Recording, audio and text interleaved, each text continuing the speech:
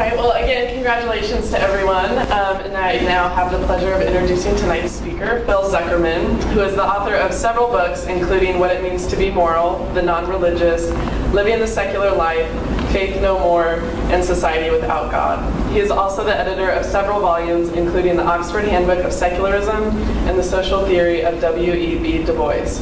He is a professor of sociology at Windsor College and the founding chair of the nation's first secular studies program. He blogs for Psychology Today and lives in Claremont, California. He also has a new book coming out this September called What It Means to Be Moral, so be sure to check that out, and please join me in welcoming Phil. Thank you.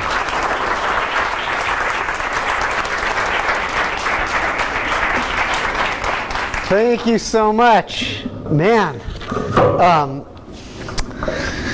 Let's see, I'm going to put this here. Okay, hi everyone. You know, I don't know if it's true, but they do studies on judges giving out sentences like after people have been found guilty. Did you ever hear this in college? And they look at the time that the judges give out the sentence, and it's sort of like 11 o'clock, 11:30, just before lunch, they give out really harsh sentences, and then after lunch, when they've eaten, they give like really light sentences. Yeah. Wow. So you know what I mean? Because you're like, when you're getting hungry and you're tired and crabby, you're just like harsher and less forgiving. So I'm noting that I'm the speaker just before dinner. So if you're like, so thank you for bearing with me. And if you're harsh on me, I'll get it. I'll understand. But no, thanks Ryan for reaching out. It's really exciting to see this. When I was in high school and college, there just wasn't anything like this. And it's just so fascinating to see people from different parts of the country, students especially. Now, I was asked to talk about secular virtues and community building. And I have to say, I don't know if I have any answers here. Most of you in this room are actually doing community work yourself, building campus clubs, so you're in the trenches much more than I am in my little office at the Claremont. I teach at the Claremont colleges, about 30 miles away inland. Pitzer College, Pomona, Scripps, that whole thing. So part of me thought, well, who am I to give you any advice on how to do this? But I thought maybe I had some ways of understanding things from, I interview a lot of secular people, I study secular culture, so maybe my observations might be of some help. So we'll try it and see. And if not, you can just be like, you don't know what you're talking about. Because I just turned 50, so I'm getting old. So who knows? Okay, so I guess the first thing I'm going to talk about, and also you've been dealing with community during this entire conference, so maybe in some of the breakout sessions, you've already covered this ground, we'll see. So I'm going to talk about first kind of like basic challenges I see for us in creating secular community, particularly on campus. Number two, my understanding of the function of a secular student organization or community or group on campus. And number three, some aspects of secular culture that I don't think we talk about enough or promulgate enough that might help us in meeting some of the challenges. Sorry to be so Trinitarian, but three kind of, it's the way to go. I don't know. I looked up the rule of three online. It's not just in Christianity, it's in mathematics as well. There's, so got to go with it. Okay, so I'll start with a quick anecdote to just get into what I see are some of the challenges. I have three kids. One's 21 now, one's 18, one's 13. The one who's 13 is at camp, so I'm having a great time. Okay, when my oldest daughter was just starting high school, so she was 14, I guess, 15, going into 9th grade high school, and we had an exchange student from Denmark living with us who was going to be going to the high school as well, although she was a year or two older. And I remember they came home the first week from school, we were all having dinner, and they were like, oh, today there were all the clubs in the quad. This is for high school, right? And there was this group and that group, and I signed up for this, and I signed up for that. And there were all these religious groups, like the Young Catholics, and the Jewish student group, and the Baptist group, and blah, blah, blah. And my wife said, oh, you guys should start an atheist group. And the Danish student quickly said, oh, what, so we can all sit around and not pray to God? And that kind of got a laugh. And then my daughter was like, yeah, I mean, what would an atheist club be like? Sit around and say that we don't believe in God? Like, it just didn't seem to make any sense, right? Why would you do that? And that kind of ended that, and so that was that. 4 years later, my daughter graduates and goes to McAllister College in St. Paul, Minnesota. And we're a very secular home. I'm a secular activist, and I study secularism, and it's pretty much all I talk about. I like apples, too. I talk a lot about apples. And a few other things.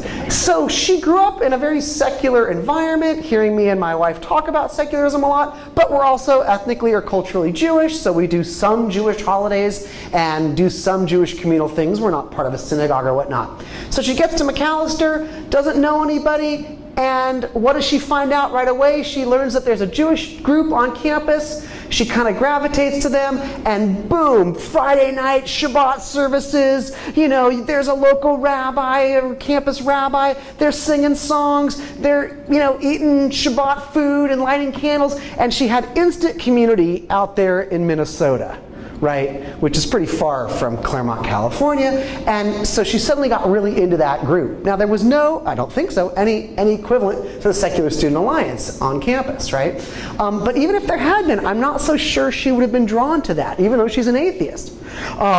So she got instant community, and I think her experience really got me thinking about what's going on. Her experience in high school, then when she gets to college.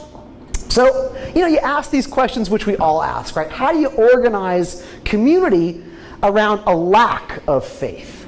How do you organize community around an absence of religiosity? I mean, what's the point, right? And we see this beyond campus life, but I won't get into that.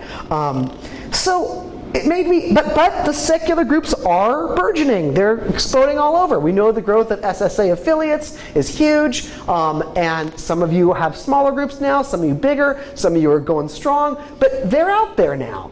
So the question is, what is it that they do exactly? And I've watched this. Jenny, who's here, started the SSA at the Claremont colleges, and it was really, really successful. Now we're in a bit of a lull. But when Jenny was running it, it was amazing. We were having retreats in the woods. She was getting 40 students to an event weekly. It was awesome. Okay. So I thought to myself, and you tell me when I'm done, you tell me if I'm getting this right or not. It seems to me, in my observations of secular life on campus and in the wider community, is that secular groups on campus are going to basically have two possible manifestations, right? So the first one is it an affinity or identity group? Or is it a kind of agenda/issue/cause group? And those are the kind of groups I see at the Claremont colleges or at USC. They tend to be one of those two, right? Either an affinity identity group or a specific cause or issue group. The answer, of course, is both. SSA-affiliated groups are going to be both. And I think that's a strength, but it can also be a problem.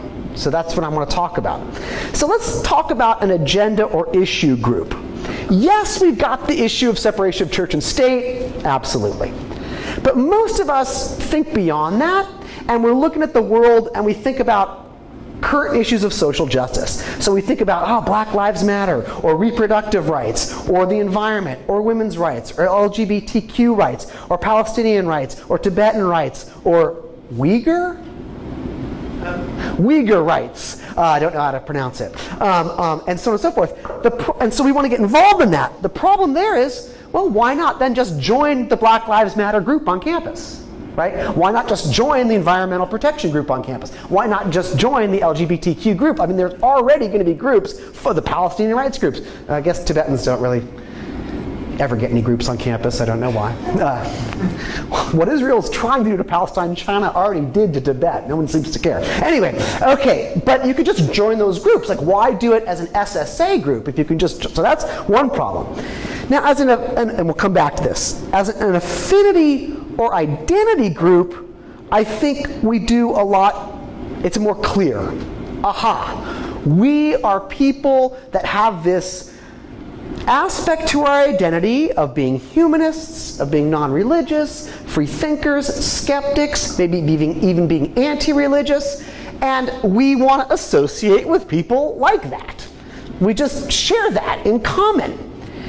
And that works, which leads me to think, aha, this gets into, I think, this dual nature then of refuge and engagement. Secular campus community as refuge, secular campus community as engagement. And all of you that are in this room, I'm very curious where you lean. Is it both? Is it one or the other? So let me talk about what I mean by secular community as refuge is what I'm just talking there, is that it's basically a place for people to gather who feel alienated, rejected, either by family, by fellow students, by teachers, by neighbors, by friends, because of your secularity. You feel that you don't fit in, you feel that you're distrusted, disliked, and that doesn't feel good. So you want to gather with other people and hunker down and be like, damn, we're nice to know you. Like, can we just hang out? I need that community because I'm getting rejected from my wider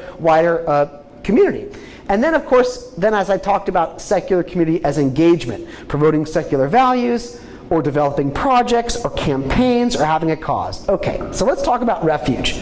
What I'm going to argue, or what seems very clear to me, is that's going to be most successful in really religious parts of the country. That's where you're going to find these groups doing the best and maintaining, right? Secular community for those who feel ostracized, alienated, and rejected. It's no accident that Camp Quest finds its birth not in Berkeley, not in Seattle, not in Eugene, not in Burlington, but in Boone County, Kentucky. That's not an accident, right? That's where everybody's going to Bible camp.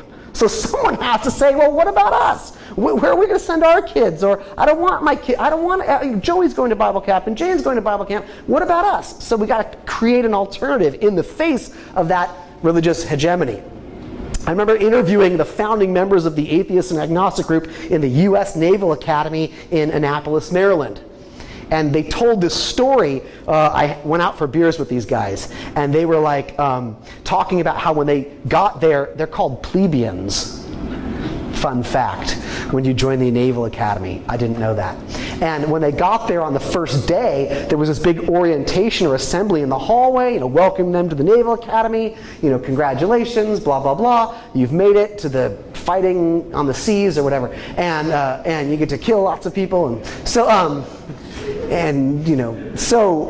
they, and then at the end they said, okay, now before we get to learning how to kill on the oceans, I would like you to all go into your religious groups. So Protestants in this corner, Catholics in this corner, Jews in this corner, and okay, so they were like, where do we go? And they found themselves standing in the middle of the gym while everybody was sort of coagulating into their different religious traditions, and it was really uncomfortable and really alienating, and they didn't stay there. They ended up just kind of meandering to one or the other, like if they knew the roommate, they kind of went over there, and that was the start. So they felt on that Naval Academy a real need, right, for community based in what I'm calling refuge, right?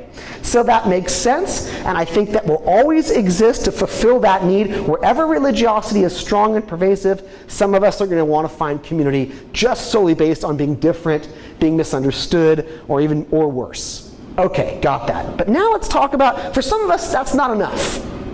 Right? We join a secular group, and it's like, okay, I got it, we're all secular, but what are we going to really do here? Are we just going to sit around and talk about, our idiotic in-laws? I mean, that's fun for a while, but you can't keep doing that. Are we going to keep talking about the idiotic professor who keeps saying, stuff about Jesus' blood? It's like, that lasts for a while. Some of us want to do something, and that's where I see secular community as engagement, right? Engaging the wider world. Promoting the separation of church and state, promoting atheism and skepticism, doing charitable work, educating people about things like vaccinations, working on behalf of the oppressed, fighting for social justice, getting involved in larger social movements.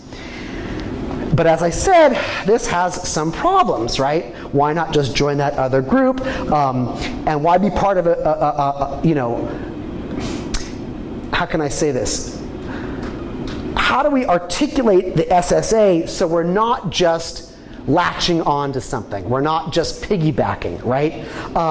And this leads to, I'm almost there, my solutions.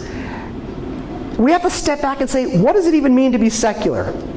And what I would argue is there's two ways to frame it, or two ways to understand it, or two ways to talk about it, or two ways to live it. One is being secular is sort of the absence of something. I've already mentioned this, a kind of lack of religiosity. But the other is to see being secular as something positive, as something substantial in and of itself. And I think that's often where secular people themselves, we're tongue-tied. We don't know how to articulate that substantial aspect of what it means to be secular. We can talk a lot about what we reject, what we think is ridiculous, what we survived, what we got rid of, what we emerged from, but how do we talk about what it means? And so let me give you an example of how this might work. What do we mean by substantial secularity? So I'll give you the first version, right? One could say that being secular, this is the negation type, is like, we're secular because we don't believe in supernatural claims. That's great, but it's saying what we don't believe. It's a negation, right? It's a negative identity. And I don't mean negative bad, but it's just identity predicated on what one doesn't believe in. But what you'll rarely hear, but I think we ought to be saying, what does secular mean? It means I maintain a naturalistic worldview.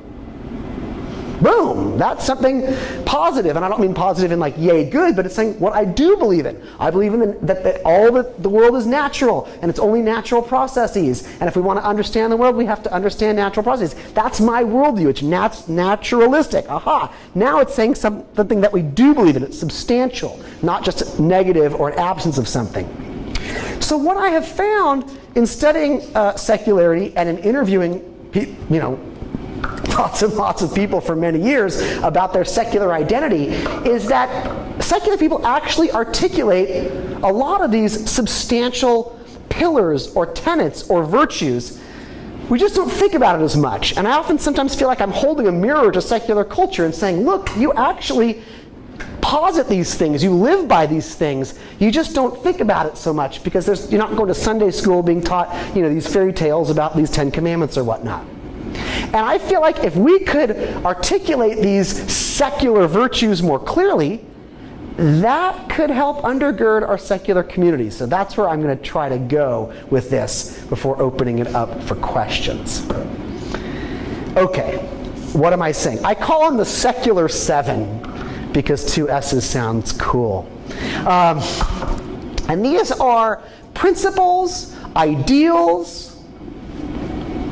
the bedrock of our worldview that most secular people live by. And in fact, I'm going to argue it's not that we have a monopoly on them. Like, you find these virtues among the religious as well, but I think we emphasize these more. So just like, you sometimes associate certain virtues with different religious traditions. I don't know, you might associate like peaceful acceptance with Zen Buddhism or something, or you might associate, I don't know, justice with Islam, or you might associate study with Judaism, or you might associate charity with Christianity or whatnot.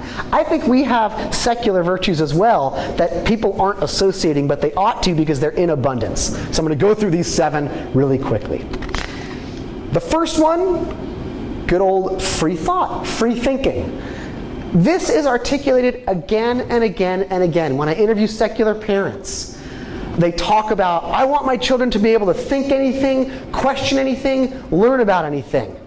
That's not a religious virtue, necessarily.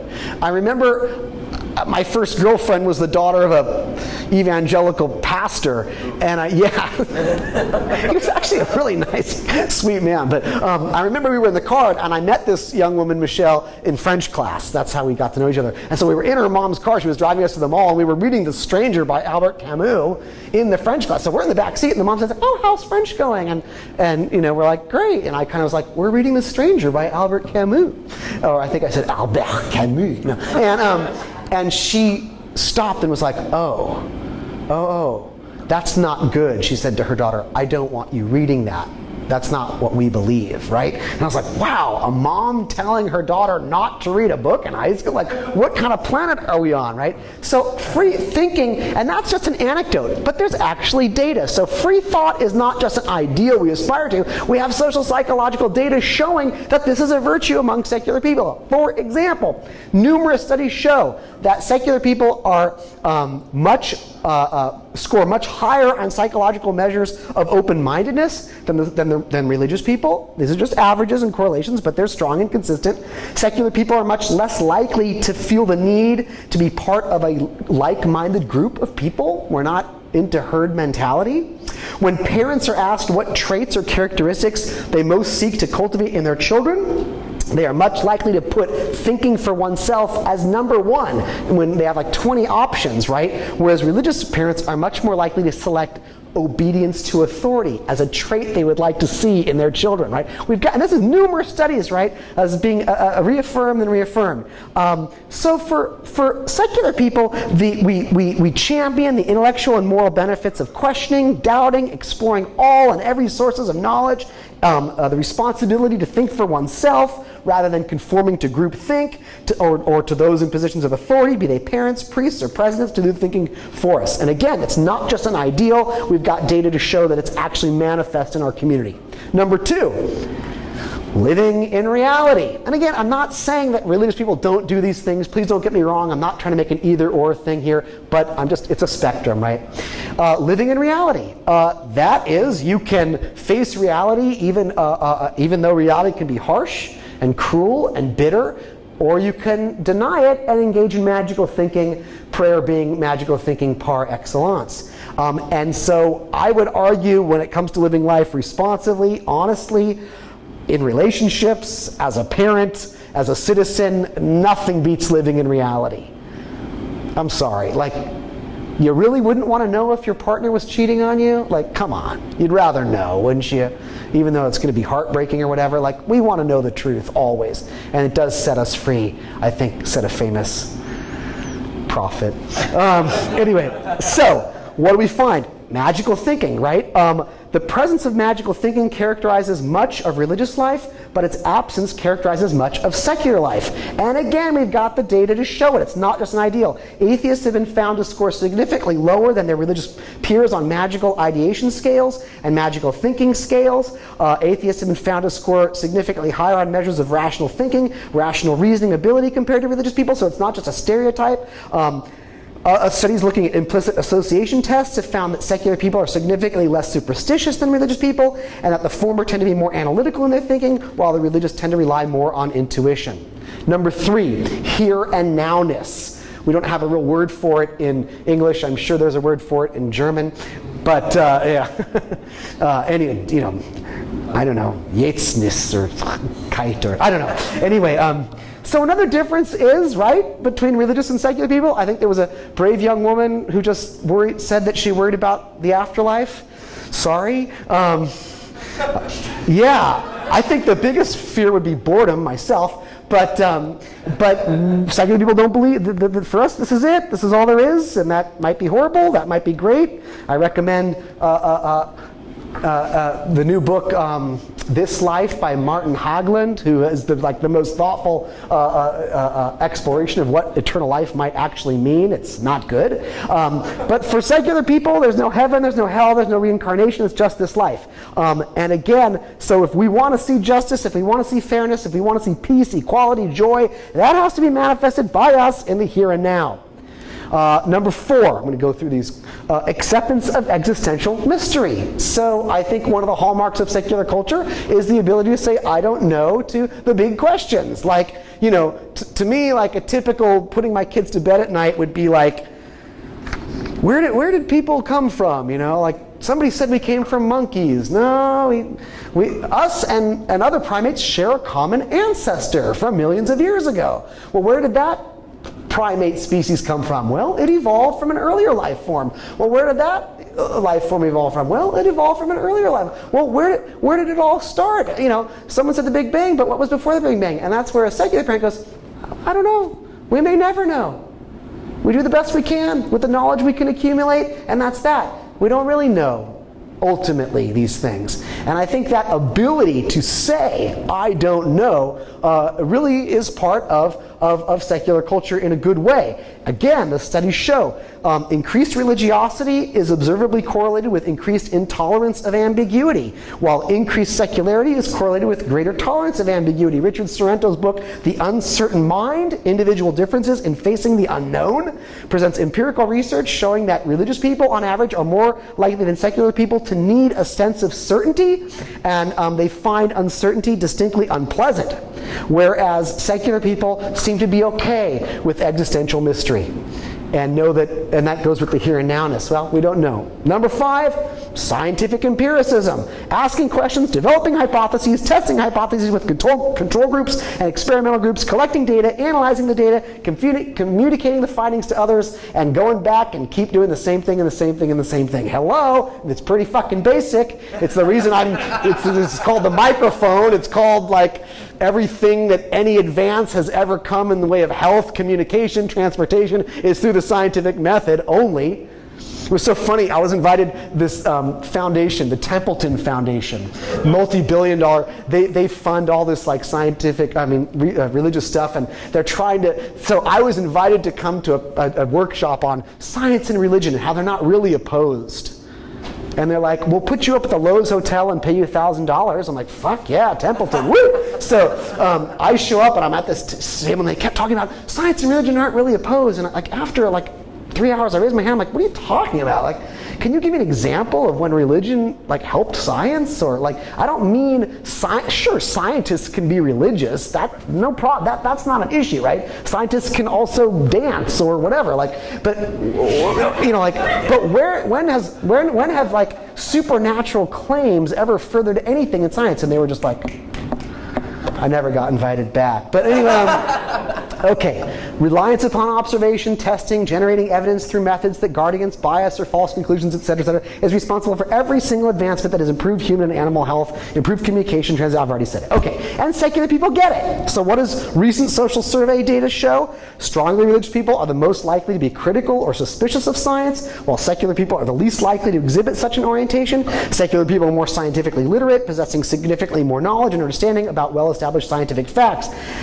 International studies looking at scientists all over the world have found them to be significantly more secular than the general population of their respected countries. Again, I'm not saying either or. I don't want to construct like, well, secular people understand science and religious people don't. But I will tell you this.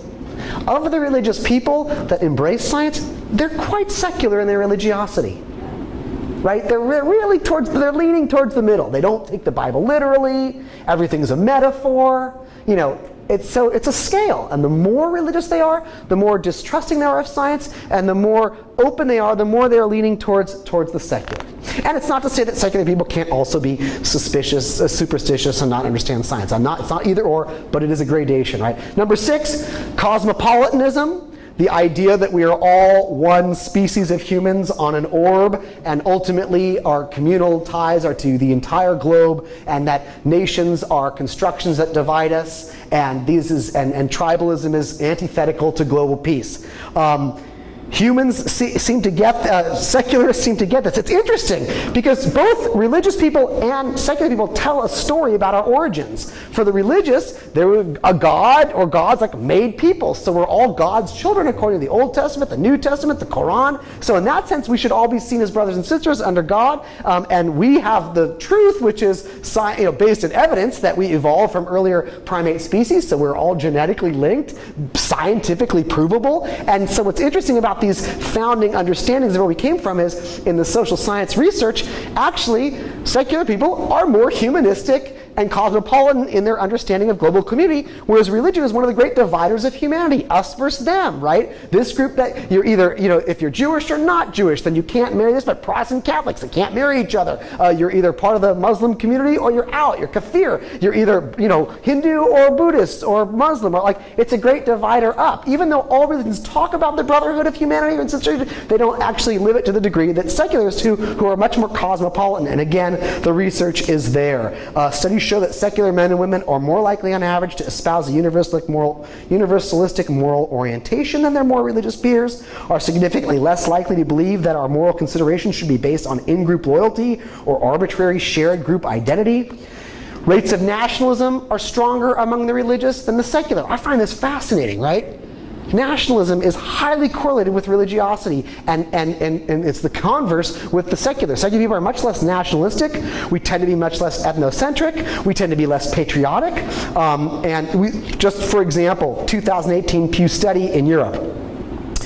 The Europeans were, religious Europeans were significantly more nationalistic, more anti-immigrant, more ethnocentric, and more distrustful of Jews and Muslims than their secular European counterparts. 2011 Pew study, evangelical Americans are twice as likely as secular Americans to agree that the United States is the greatest country in the world. And we see this marriage of nationalism, patriotism, ethnocentrism with religiosity here in the United States, in India, Myanmar, Israel, Russia, Iran, Nepal, former Yugoslavia, Japan, Turkey, Greece, Pakistan, etc., etc., etc.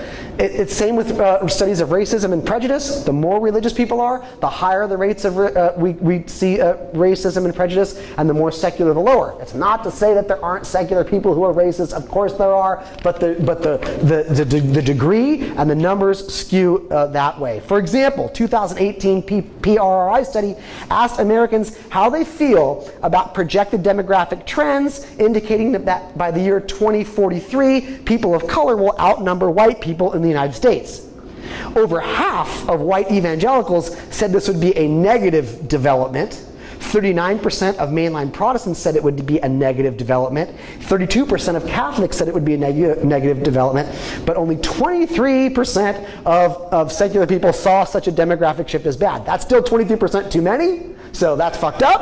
But still, it's the lowest. Again, so it's not either or, but it skews a certain way. And when Duke University professor Deborah Hall analyzed 55 studies trying to tease out the relationship between religiosity and racism, thinking that racism would be lower among the religious, she found just the opposite. Secular Americans exhibited the lowest levels of racism. Strongly religious Americans exhibited the highest. Atheist agnostics exhibited the lowest levels of all, self-identified. So again, it's not to say that we can't be racist. We are. It's impossible not to internalize that. And yet we see it. And finally, number 7, morality based on empathy and compassion. And my whole book's about morality. I don't want to get into that right now. But basically, within the beating heart of secular morality are the ventricles and atriums of, is that what they're called? Empathy and compassion, right? This is what motivates our morality: to ease the suffering of others, help those in need, see justice manifest. And we don't bring in these other factors like someone's watching us, promises of heaven, fear of hell, all of those things that I actually think thwart human morality and make it much, much worse and denigrate it. But we don't contend with that. We simply understand other people's suffering. Okay, these are things, and again, I got a lot of research showing that in fact secular morality is based on empathy and compassion, but I want to cut to the chase here. Those are 7 secular virtues that secular people will give expression to, if not actually naming them as such. They don't look me in the eye when I sit down and interview secular people and they say, oh, well, what it means to be secular? The 7 secular virtues, Phil. Here they are. Living in the here and now, scientific empiricism, and so on and so forth. But they come out through the stories they tell and the memories they share and the things they talk about. So how might that help us build community? I would like to think that if more secular people were aware of these values and principles and precepts and could articulate them and name them and list them and cite them, that could be part of SSA affiliated campus life. And I'd like to think that thus when my daughter arrived at McAllister and there was an SSA table and she might walk up to them and say, Secular Student Alliance, what's that about? First could be the affinity identity. Oh, we're a group for non-religious people, for atheists, agnostics, humans, and so forth. However, Boom. We're a club that promotes scientific empiricism as a way to solve the world problems. Or. We're a club that promotes cosmopolitanism, the oneness of humanity. We're a club that seeks to make life better in the here and now because this is all there is. We're a club grounded in empathy and compassion, so we get involved in all kinds of pursuits to that end. We're a club based on free thinking. We're open to exploring everything and debating anything. We're a club based on living in reality. Boom. I would like to think that if those principles and virtues could be articulated, it would blend that community as refuge and community as engagement. I think in a way that so we're not tongue-tied when we're asked, but what is it that you do believe in? Oh, let me tell you. Here we go. 7 secular virtues, or 10, or whatever. You make up your own. These 3, these 5, and I think that. I would like to think that, and I think that if we don't have such principles at the core, I think we will continue to suffer low rates of retention, low interest rates, rates of interest, because again, I think the students that are interested in a certain cause will just join a group more specific to that cause. We'll always get the people needing refuge, but I think we've got to be more than refuge, particularly at places where, like here, or Claremont, where there's not a lot of religious hegemony, and yet we still want to be for something. So maybe those 7 secular virtues are things you just hadn't thought about before, or 1 or 2, I don't know. You tell me.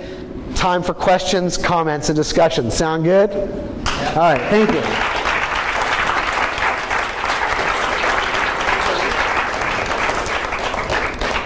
And if not, I have questions for you. You mentioned that scientists can dance. Can you demonstrate? Nancy might not need this. Yeah. My degree's in sociology, so I don't count as a scientist. Yeah, exactly. Let's see. Yeah, no. Maybe later. If you dance with me, then I'll dance. Yes, in the back. You speak about empathy and compassion, and I was wondering where you see veganism fitting in with that, and the future of veganism and secular movement. What's the word? Veganism. Oh, veganism. Yeah. Oh, I mean, it's a no-brainer. If it can suffer, it can suffer. You don't cause suffering to sentient beings. Like, it's just pretty basic. Like, that's how I understand morality. It's like, are you easing suffering? Are you creating suffering? Call me a utilitarian. I don't care. I think it's a good thing. I think the ultimate goal is to treat things the way living things, feeling things, things the way we would want to be treated. And so I think the ultimate moral stance, of course, is veganism. I myself am not a vegan. I just the same way I think we ought not lie. Sometimes I lie. Like, in other words, we all have moral ideals. I'm glad that my children are vegetarians. I kind of made that so I can at least, like, whatever. But, you know, it's lame. But, you know, so to me, veganism is where we must go, ultimately. I don't know. What do you think? And, I will say this, though. The data shows, I'm going to be talking about this at Logic Cal next week. The more religious people are, the more likely they are to want to kill animals and eat them, and the more secular people are, the more likely they are to desist and resist that kind of brutal behavior. So there, again, it's just a correlation. I'm secular. I had chicken today, but on average, you see those correlations. Well, you'll be forgiven. In another life. Well, as vegan. That say enough? I mean, I think that it's really interesting. It comes up a lot, and people are from all over America here, and it's pretty contested. You know, people talk about the difficulty of doing it, and it's just you don't want to put people on the spot. You don't want to make people feel like they're doing anything bad, all that stuff, but I truly believe it's the future, and that like it's one of the things that our kids will look back on and be like, yeah, what, do we eat steak? I agree. I agree. Yeah. It's so true. It's so true. Spencer, were you at the church we went to on Foothill when the pastor was asked about giving up steak? That was such a weird experience. Oh my God. I was teaching a class. Spencer's one of my students at Pitzer College, and I teach a social religion class, and each week we go visit a different religious site and let the religious people speak for themselves. So I'm not giving a lecture about their religion. They get the mic, and we do some progressive religious groups and some conservative religious groups, and we went to a particularly conservative evangelical church, non-denominational, and the guy was saying, like, before sin, there was no murder, and the lion laid down with the lamb, and no one was killing anything, and it's going to be like that again in heaven. And one of the students said, like, well, so then why do you eat cows now? Like, why don't you just live that way? And he was like, I love my steak, and it's like, okay, but he had just finished telling us that God said marriage is between a man and a woman, so you got to follow that rule, Yeah, I think it's the wave of the future too. I mean, and so many religions, it's so important, right? In Judaism, it's pretty. I mean, you can be vegetarian or vegan and be Jewish, but I mean, in Islam, the eating codes, in Christianity. I mean, in Christianity, in the scriptures, right, the first murderer is a vegetarian, right? And that's very crucial. The first murder, Cain and Abel, right, are the two children of Adam and Eve, and they both give offerings to God. One tends animals, and he gives rotting, dead flesh, bloody flesh to God. The other tends crops like wheat and barley and all corn and whatnot, and he gives that to God. And God's like, I don't want the vegetables, I want the flesh. And so he takes the offering of flesh but rejects the other one, and that creates enmity between the two brothers, and the vegetarian ends up killing Abel, right? He's the wicked one, not the guy who slaughters lambs all day, slitting them by the throat, throwing them around by their heels, And then in the New Testament, Paul says, right? Paul says that vegetarians are weak. Weak. So, and that's Jesus' wingman, although they never met. Okay, yes? What's the current data around the population of the nuns and the subset of the nuns that hold to most or all of the 7 secular? Wow. So what is the current population of the nuns? And then of the nuns, what subset follows the 7 secular? Have tons of data on the first question, very little data on the second. So I can tell you right now, I have all the international data in my office. United States right now, we're at least 23% saying they're non-religious. It's probably closer to 25%. That's nationally. Among those between 18 and 29, it's at 39% right now, according to, that's Pew, PRRI, Gallup. So that's exploding. Those who say they're non-religious doesn't mean they don't have supernatural beliefs or believe in a God or whatnot, but they're not identifying with religion. We do have some data on within that, how many are theists, atheists, agnostics, and so on and so forth. So that's exploding, and it's going up and up and up and up. Now, of those, how many are big living the secular virtues? We just don't have the data for that. I do in-depth interviews, and I interview as many people as I can. I observe secular culture as much as I can, but that's not statistically generalizable.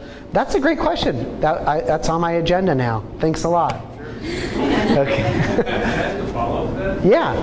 I think it was Will Gervais out of Kentucky did that study where instead of asking self-identification, he asked questions about... That was, yeah. What did you think of that study? And I don't remember the results. Okay. So that was specifically about atheism. You asked about the nuns just saying I'm non-religious. So in every study we have, you can have the exact same survey that asks, do you believe in a God or God? And it gives you yes, no, I don't know, or many options. And 5 questions later, it can be, are you an atheist? And in every study, in every country, in every survey, the rate of people who say they don't believe in God is always higher than those who say I'm an atheist. So the same person will say I don't believe in God, but they won't say they're an atheist, right? So there's that social stigma to identifying with an atheist. It's pervasive, it's deep, especially here in this country. So whenever we get these national surveys, people will say they're non-religious, but when they are asked, are you an atheist, it's always really low, 2%, 2.5%, 4%. I don't even, maybe 5%. And so Will Gervais, who's like the top social psychologist of secularity, he's awesome. He's in Kentucky. Where are my Kentucky people? Like, he's at the University of Kentucky. He's a genius. He's brilliant. And there's a technique where you want to get people to admit a belief without having to identify, or even behavior. So what they did is they give randomly selected people a list of 10 items. And they will say, let me see if I got this right, like, what of these do you agree with? And it'll be like, or can you say yes to? You know, I have a dog.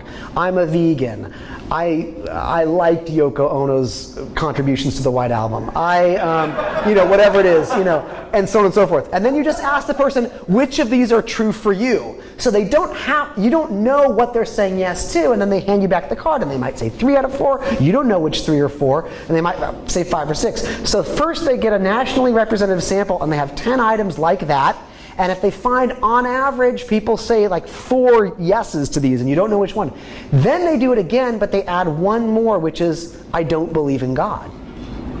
And then they just tell people, which of these is true for you? Say how many. Don't say which ones, but how many of these statements are true for you? And you know, it's 100% agree that Yoko Ono's contributions were atrocious. But then, anyway, so just kidding. So then what happens is when you get those cards back, you suddenly see a much larger shift of people saying, yeah, 5 of these are true for me, which leads Will Gervais to extrapolate, you can look up the study on your own, that around 25% of Americans, they believe, are actually atheists.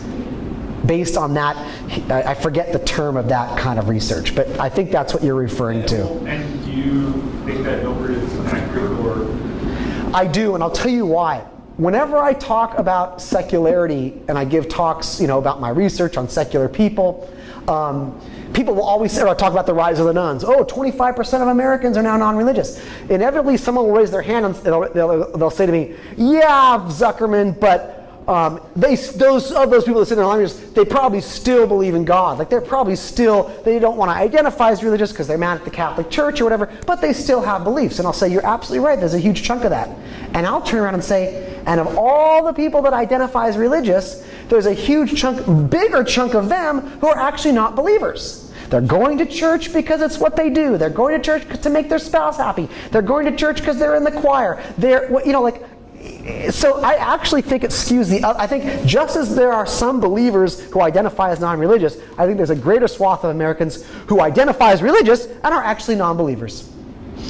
Yeah, Ryan. So at the end of Martin Hagelin's book, he talks about Martin Luther King Jr. and how we often think of him as, well, he was a minister, but he talks about, he does this thing where he separates his religious statements about an afterlife and so forth from his actual, like, contributions to social justice and civil rights.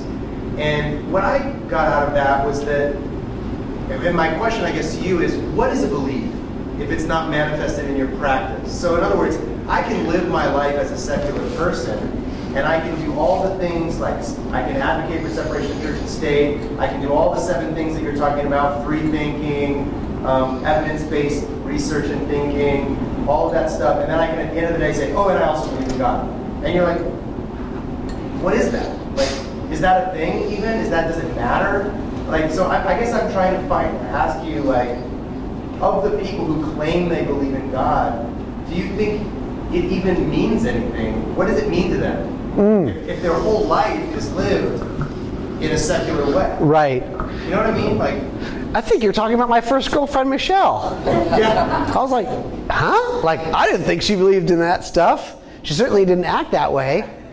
And then it was like, oh yeah, I was like, what? She was doing way more stuff, you know? And then I was like, and then I went to church, I was like, well, wow, man, your parents, and she's like, oh, I'm born again. You know, I'm like, huh? Like, really? Exactly. I guess, Ron, that's to be a big question for me. And I would say, I think it's a range. I think there are some people whose belief in God is what it is. There's a zillion versions of it. It means a tremendous amount to them, and it does motivate them in a big way. And I think, like you said, there's also people who it just is something they say, but it doesn't have any real meaning. They can't really, you know, I think it's everything in between. But at the end of the day, and I mean, I read Strength to Love by Martin Luther King, and I feel like it's a strong Christian articulation of his activism, grounded in his Bible beliefs. And I have to say, like, amen. I'm glad he found motivation there or whatnot. But I agree with you that belief, I think there's a famous founder of Christianity who said, what, faith without works is dead? Did I get that right? Romans something.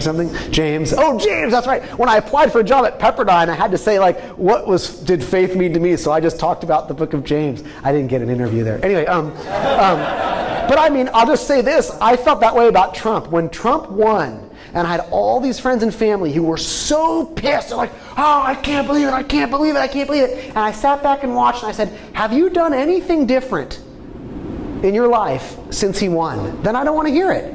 Have you started donating? Have you started deciding? Have you done any activism? You hate Trump, but you're living the exact same life pre-Trump as you are with Trump. So I don't want to hear that you're like, oh, you hate Trump? What are you doing? Are you making phone calls? Are you writing letters? Like, are you doing anything different from the day he became president? No. So you can hate Trump all you want. It doesn't mean it's meaningless.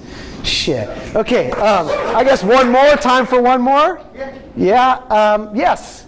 Yeah, I wanted to ask, so you touched on the need for positive association instead of negative association, but then also secular people are going to want to look away from moral realism in sort of a coherent, like, moral foundation. So I was wondering, for the sort of interfaith movement, or for just sort of presenting a compelling argument behind the secular moral framework, like, where do you think we should turn, given that people probably aren't going to associate with, like, moral realist arguments? Man. Okay, I want to be clear that I understand what you're saying. Are you saying that by moral realism you mean like objective morality? Yeah, I don't believe in that. So, and so you're saying, so that's one question, where do we ground our morality? But then you're saying, but it sounded like you said, like, if we're working with others who do believe in that. Is that what you're saying? If we're trying to provide an equally compelling account of morality, if you want it to be as persuasive that, hey, you can do everything you were doing with the same level of conviction, right, without believing in some objective, like, somewhere out there in the world, right, truth. I guess what I would say is find places where we agree, like, it's causing suffering's wrong, right? Treating people the way you would want to be treated, right? Like, just find those areas we can agree. But ultimately, in my book that's coming out in September, I actually argue that I think we've made a mistake by saying, hey, we have morality too. No. The religious approaches to morality are problematic. They're bad. They're destructive. So I don't even believe that, like, well, religious people have morality. We just need to know that religious morality, any morality based on supernatural beings, is really problematic. And I can go through those reasons if you want me to. And it's actually destructive towards human betterment and human well-being. So I'm actually arguing that the secular approaches to morality are superior and necessary and needed. So that's, I guess I would just have that conversation with people and try to do it nicely, and, you know, maybe do it after we've eaten, not before. And but I would argue that the quick answer is we have to look at, are we causing unwanted pain and suffering, and then we ought to avoid doing that for basic reasons of you wouldn't want that. You know what it's like to suffer. You know what it's like to feel pain. You can see that. You can experience it. That's where I go. I don't know if it's successful, but that's where I would go. Whew! Thanks for listening.